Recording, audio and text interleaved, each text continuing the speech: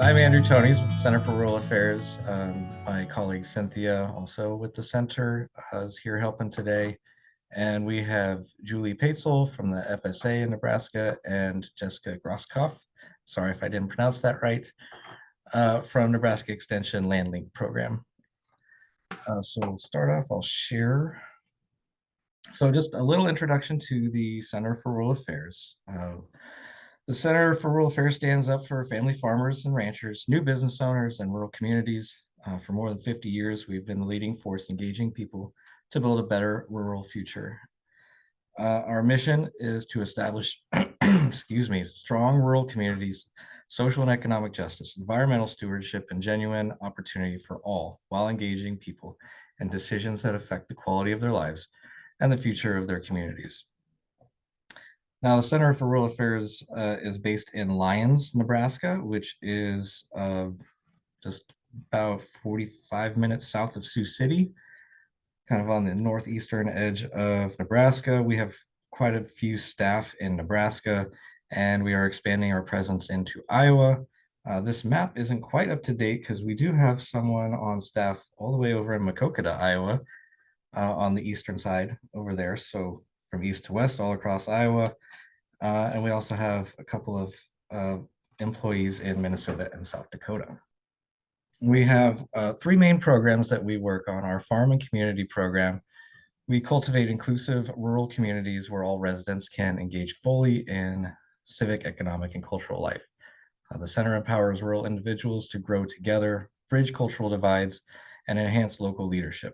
Our projects support new immigrants, beginning farmers, entrepreneurs, inclusive community development, and food security. Our small business lending. We offer coaching and financing to help people start or grow their businesses and buy homes, strengthen rural communities. The center makes dreams come true when a bank can't help. We hear this from a lot of our clients. That's how happy they are to have found the center when they have trouble getting financing. And our rural policy program, excuse me, we engage people in decisions being made by elected leaders and policymakers. The center champions rural voices in state houses and on federal policies to create a sustainable future for rural America, our businesses, and our communities. The rural policy program works to pursue policy both at the state level and the federal level to enhance rural living, and that includes economic security and stability for family farmers.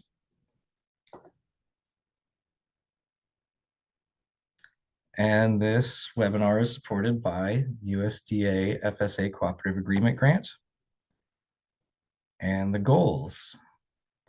We know that roughly 155,000 acres of CRP are set to expire in 2025 in Iowa, and another 60,000 acres in Nebraska, with more to follow in 2026 and 2027.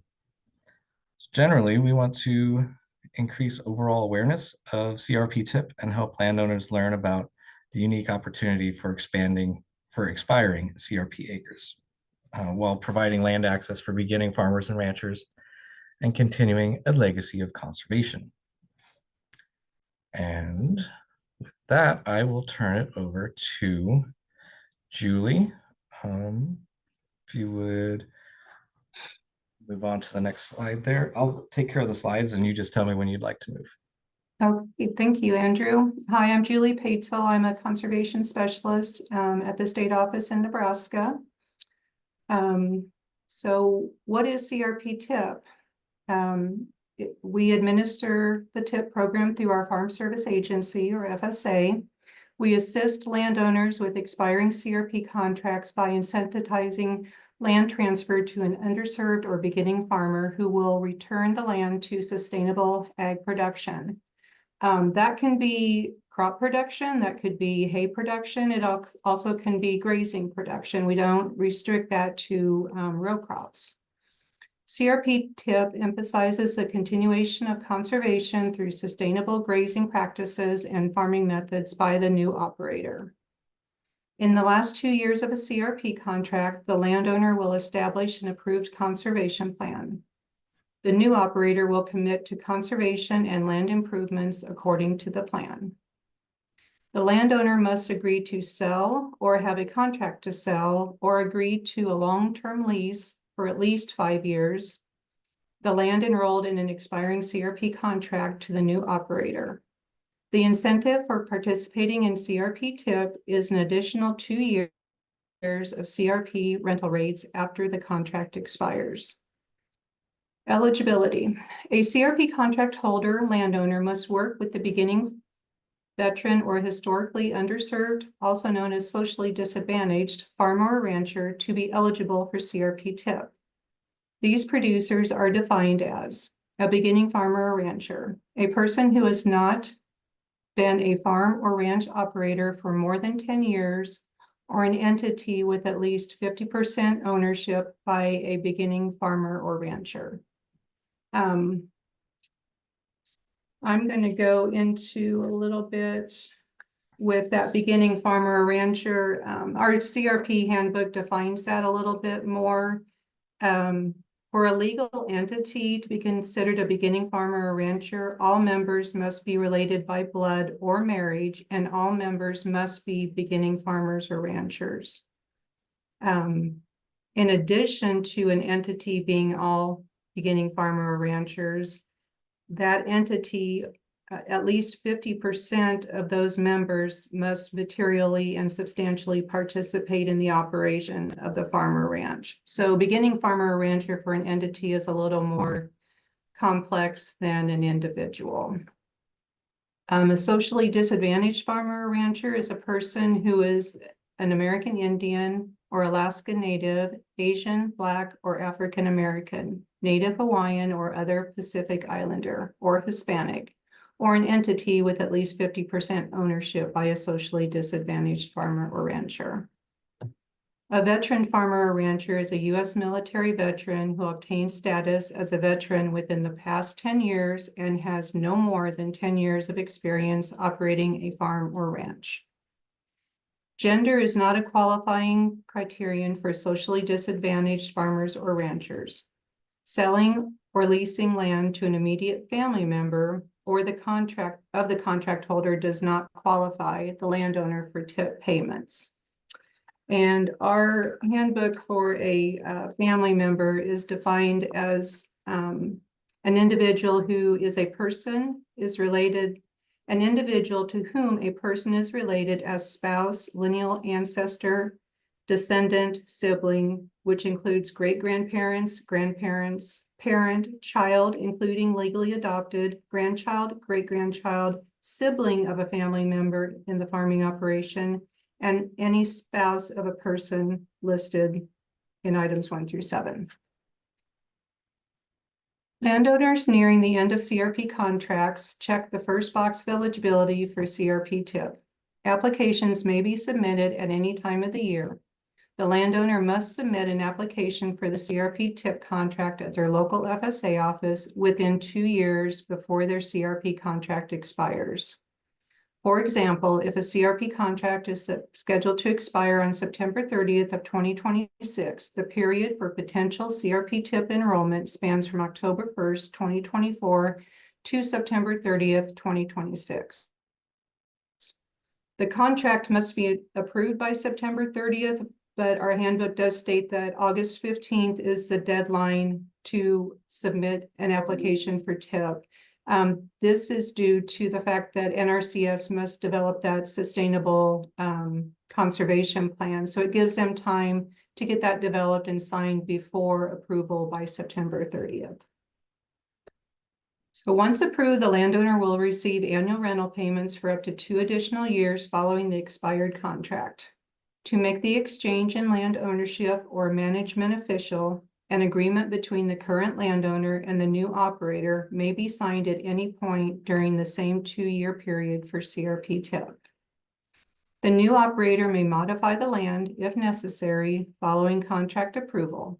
Allowable activities include preparing land for organic food production, laying out contours for buffer strips, and surveying and site prep for contour farming. They may also install filter strips, fencing, livestock watering facilities, pipelines, ponds, terraces, water wells, and waterways at this time. Providing program eligibility requirements are met, the land may also be enrolled in other USDA programs, including the Conservation Stewardship Program, the Environmental Quality Incentive Program, and the Conservation Reserve Enhancement Program. So when we're talking about preparing the land, producers can prepare the land for crop production.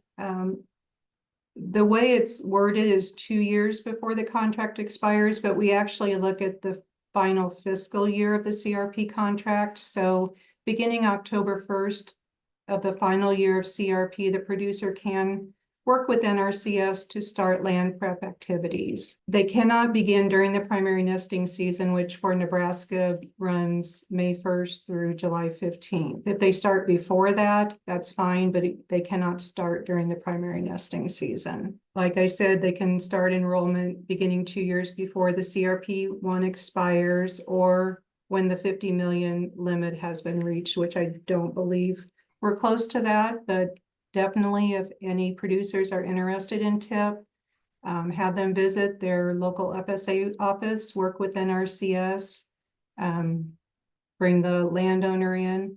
The leases, there are certain criteria that need to be met for those leases for FSA to accept them for eligibility requirements. They are supposed to begin on October 1st of the year the CRP expires. So that's an important thing to note, is that that lease must run for at least 5 years and begin on October 1st. So are there any questions regarding TIP?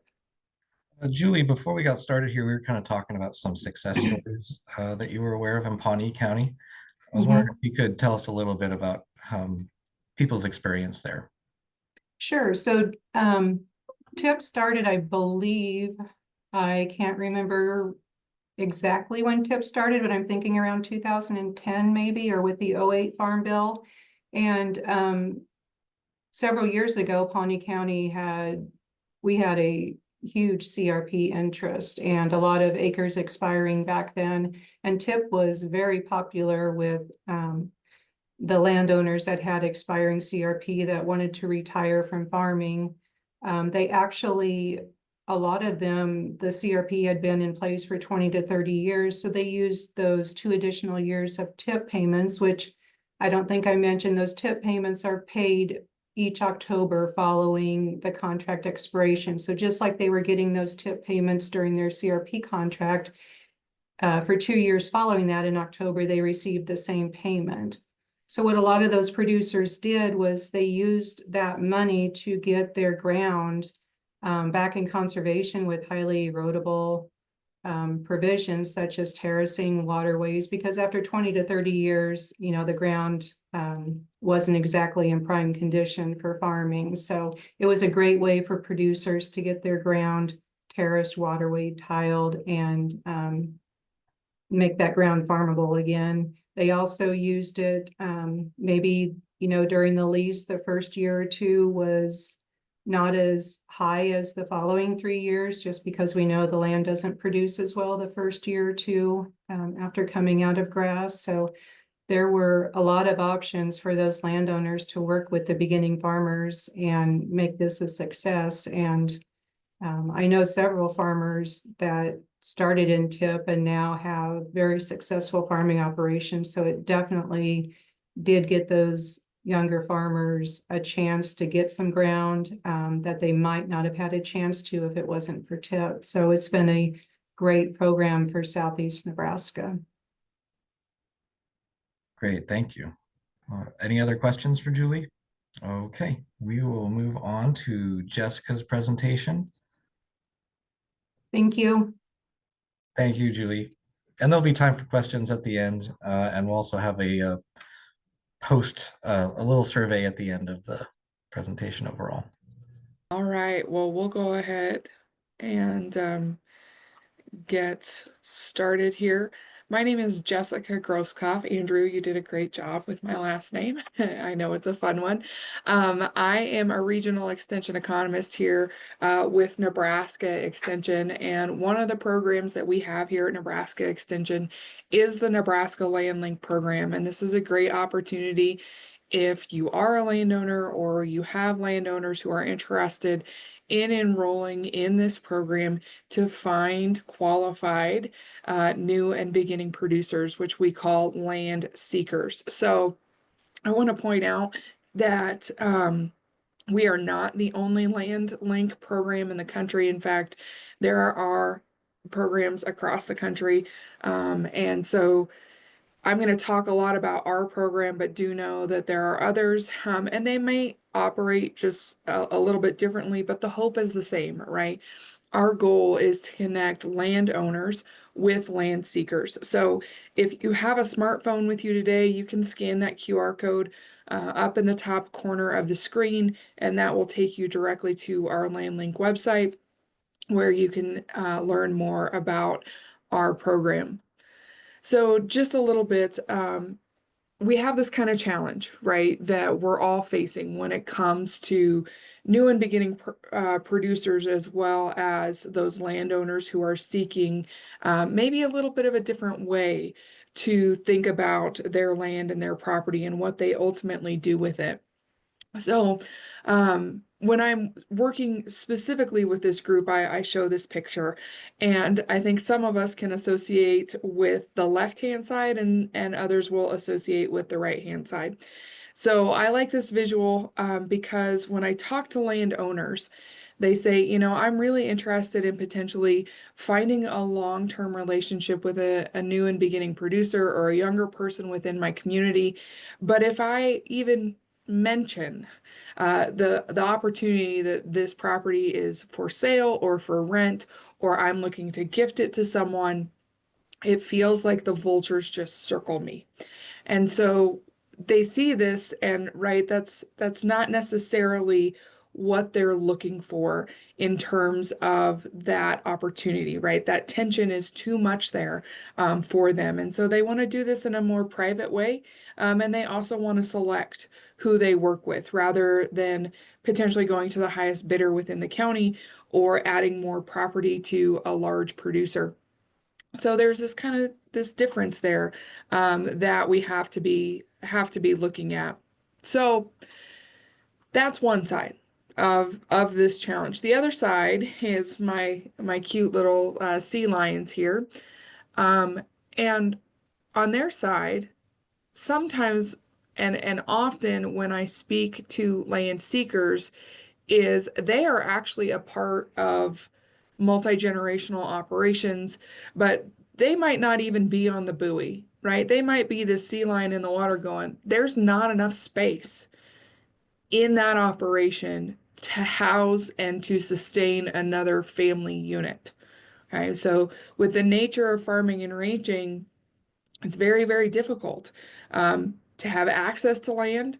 And even if you do have access to land, is it truly sustainable for you as an individual and as a family unit? So again, what we're trying to do here at Nebraska Extension with our Land Link program is really this opportunity to connect those landowners with those land seekers.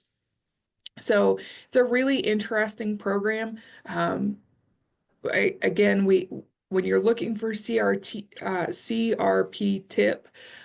you know, there are qualifications of new and beginning producers that you must meet. Not every land seeker within our system is going to meet those requirements, but if you apply to this program, say you're a landowner, you're specifically looking for someone for this CRP-TIP program, we would be able to do our best to filter that for you and make sure that we find someone who qualifies under USDA definitions.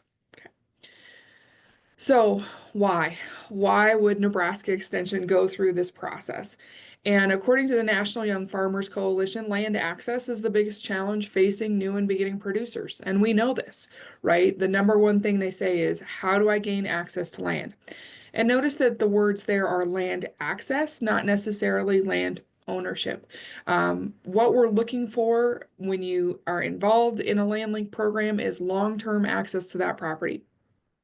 That could be something as simple as a long-term lease agreement. That could be the opportunity to purchase that property. That could be some sort of gifting situation. So we're not limiting land access here. There's lots of ways that we can do this, and we want to be really open to all of those ways. And it's different for every party that we work with.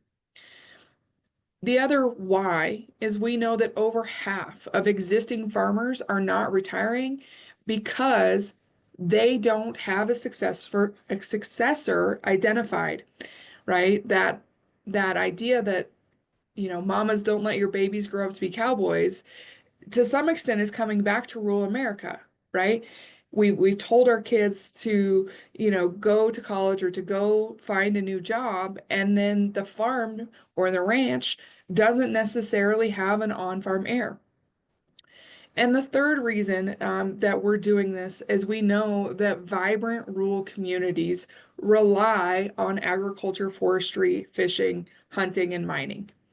So, in order to have vibrant rural communities, particularly in Nebraska, we need to have a vibrant agriculture system.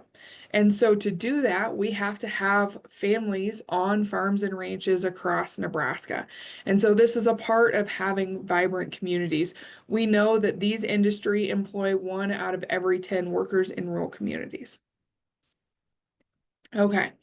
So I want to do a little bit of a reality check when it comes to how new and beginning producers access land. And I think that this set of data is very telling, and I'm actually really looking forward to seeing the latest version of this data. It's a little bit older. It's from 2017 and 2014 are the two I'm going to show you here. But what we can see basically since the 1960s is that although the bulk of land is owned, there's quite a significant chunk that is leased. Okay, so farmers and ranchers have basically a culture that you are probably going to have landowners that you are working with. So approximately 40% of property is leased. But if we break that down by cropland and pasture land, it's really quite interesting. I find it interesting. Over 50% of cropland is rented. So if we're talking about helping new and beginning producers get into production agriculture, we're also potentially talking about the fact that they are going to have to enter these rental relationships. Pasture land, I find interesting as well. Only about a quarter of that land is rented. So that means that if we're looking to get into ranching, we're probably going to be looking at purchasing property. There's a high probability we'll be doing that. So this is one of those, pieces here of understanding how we provide access to new and beginning producers. And we know that a lot of them are gaining that access then through renting property. So this is a reality check that I give to several new and beginning producers, and that is, even if you are a part of a multi-generational operation, again, the likelihood that you are going to purchase property is very, very high. So if we look there on the far left, this is a farmer or a rancher who owns land and how they acquired that land. So only about a quarter of that land was inherited or gifted to them. Okay, 50% of it was purchased from a non-relative, 18% was purchased from a relative. So if we look at this far right column, again, those new and beginning producers are probably going to be looking, if we continue in this trend, to purchase property. Only a quarter of that was inherited or gifted. Now, if we look at folks who own land but are not the operator of that land, we see a big shift here, and then about half of that property overall was inherited or gifted, and we have that lower percentage then that was purchased. So this again shows that tension in where we're sitting. So here we are with the Nebraska Land Link program, and we're looking for a different way to do things potentially. And so talking about applying for the Land Link program, it's a relatively easy process. So what happens is there is an online application form that you will fill out. It takes about an hour for you to fill it out accurately. It can be done online for land seekers and landowners. For landowners, we also have a paper application if you're interested in that.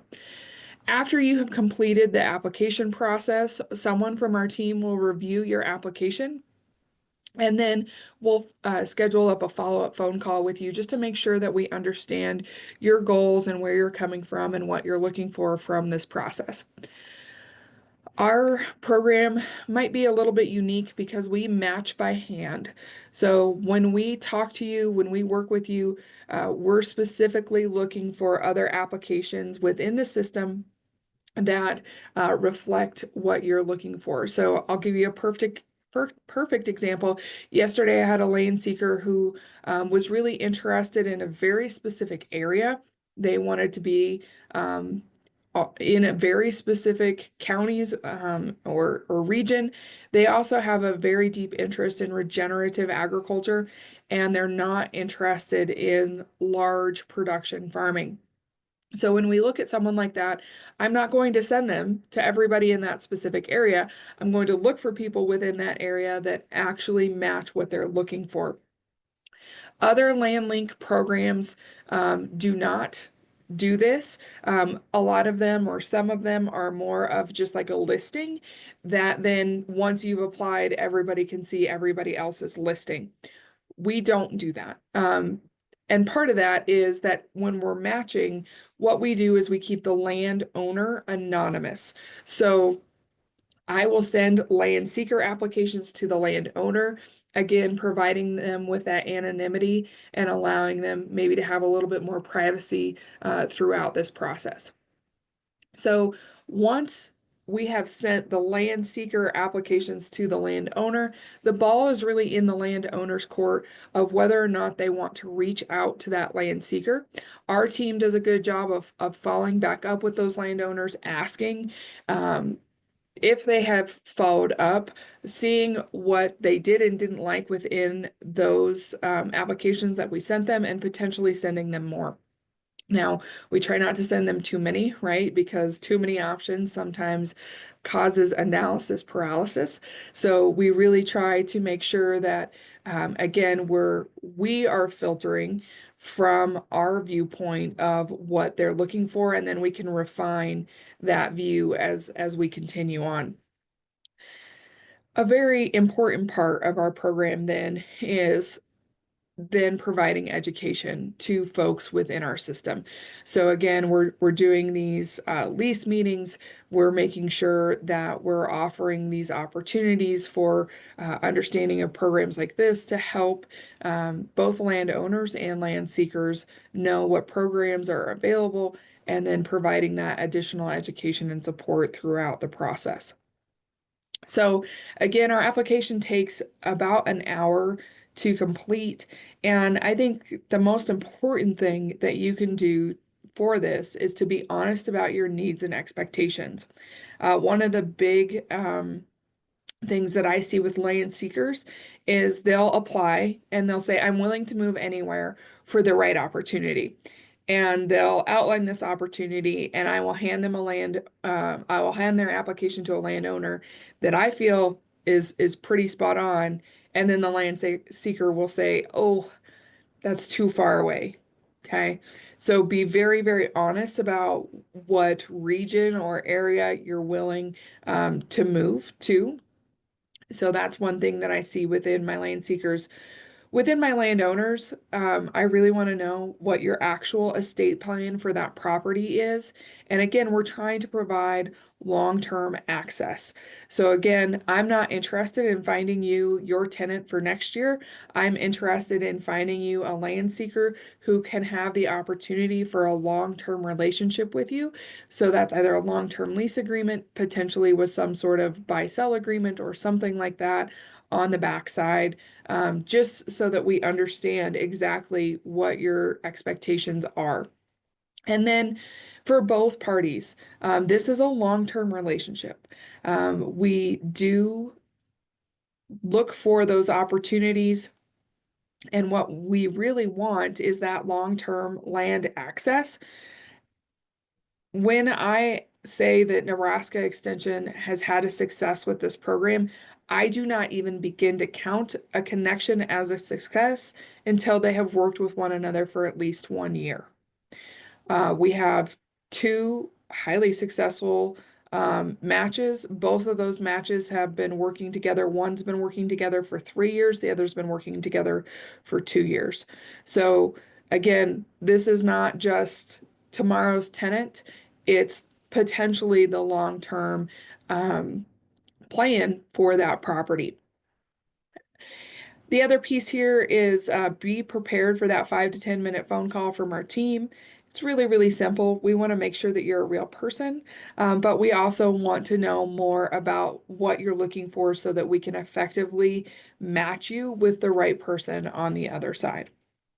So a couple of quotes from our success stories, and I really like both of these. And Land Link allowed us to find someone to lease our land to, who was young and just starting out, and allowed us to keep our farm as a small family operation. Okay. Again, contributing to these vibrant communities, providing a different way to look at these opportunities.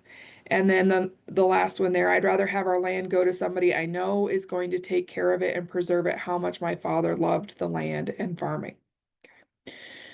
So just a quick map here. This was updated probably a week ago. And you can see that we literally have hundreds of land seekers across Nebraska. There are over 200 land seekers in our database. And currently our ratio of land seekers to land owners is 10 to 1. We also have land seekers from outside of Nebraska who are interested in coming to Nebraska if the opportunity is right. So you can see obviously there on the eastern edge of Nebraska, we've got a little bit more heavy density of land seekers. But again, if you look at Scottsbluff, Box Butte, Lincoln, Custer, Dawson, Buffalo Hall, we do have land seekers spread across Nebraska who are looking for opportunity. Often when we teach the Land Link program, we also have to talk about farm, estate, and transition planning. So I'm going to plug 2 programs that are upcoming from the Nebraska Extension program. One is specifically for women called Leaving a Lasting Legacy. It starts here in about a week, and we are excited to partner with K-State and Purdue. There are 50 locations across the country that you can join in person, or you can join us virtually for that program. It's a 4-night workshop specifically talking about farm, estate, and succession planning there. And the other one is the Nebraska Extension Returning to the Farm program. This is where maybe you haven't sat down and had that conversation with your family about who's going to return to that operation. If you need help with that conversation, that's what the Returning to the Farm program is. So with that, I'll go ahead and end my presentation. And again, I encourage you to check out our website and would love to answer any questions you have about the Nebraska Land Link program. Thank you, Jessica. Let's see, before we get to any questions for Jessica, we did have a question for Julie in the chat from Daniel. He says he has a parcel of land that's been in cropland for many years. The CSR is 28.5 and my tenant is complaining he's not making enough money in order to make a profit. Do you think there could be ... I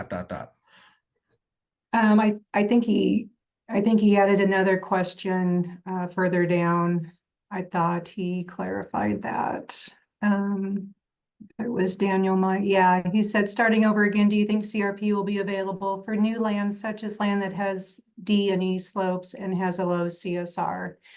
So the regular CRP program under this farm bill, which we're in a 2-year extension right now, the 2nd year extension, if you can go into your local FSA office, show them the area that you would like to enroll in CRP.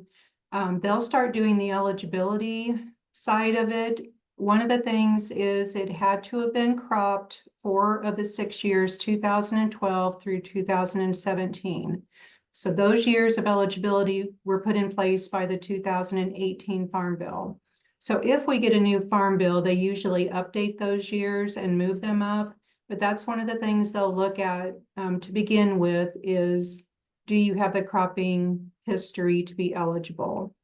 Once they look at that, we do have a program on our computer where they select the land that you want to enroll, and it has all the soil types with all the data for erodibility, all of that. It'll run it through the program and tell the FSA office if the erodibility index is 8 or greater, which if it's pretty erodible, it probably will be. It's then eligible for the general sign up. Now, continuous sign up, depending on where you're at in the state, we have different continuous sign ups, such as the CRP. We have the SAFE program, which is State Acres for Wildlife Enhancement. And there's also continuous signups for smaller areas that they're more for water quality, like filter strips.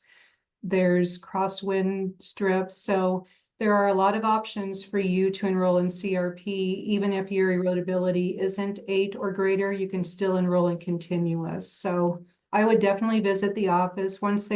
Right now we are unable to process any offers. We're hoping to get back rolling in the near future. But once the FSA office can do that for you, they can tell you what the rental rates would be and if it's eligible or not. So definitely check into that.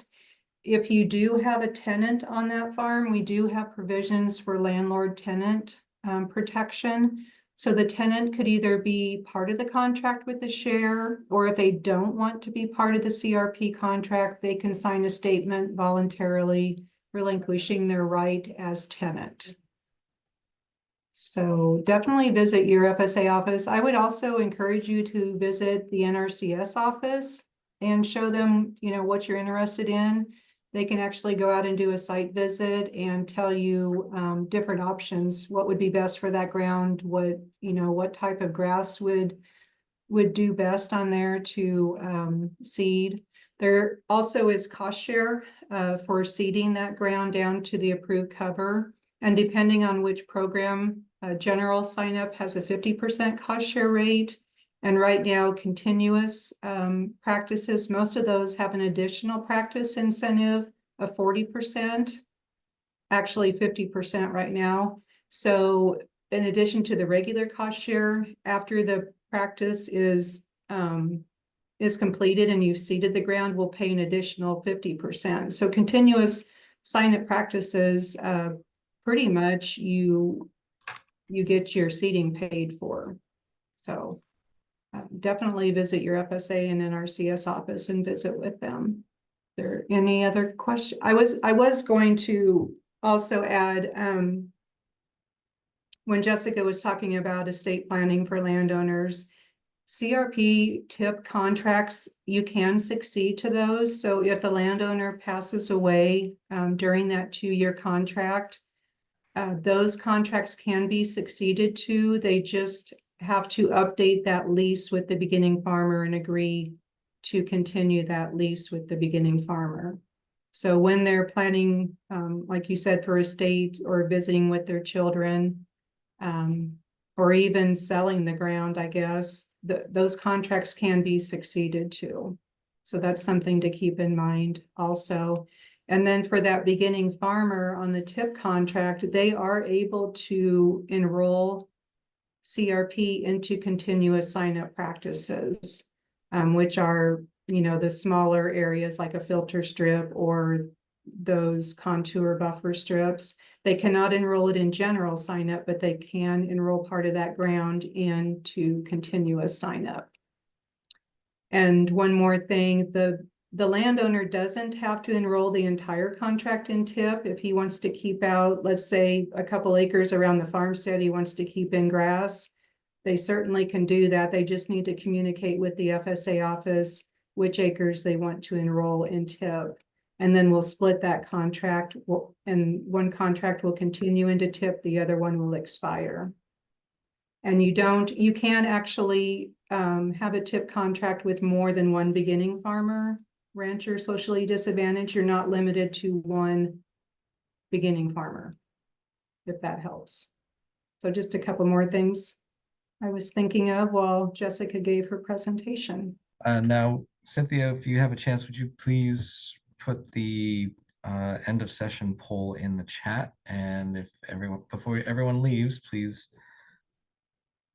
fill out the little poll there. It won't take very long. And if there's any more questions for Jessica or Julie, like we'll still be online here. You can put it in the chat, or you could unmute yourself.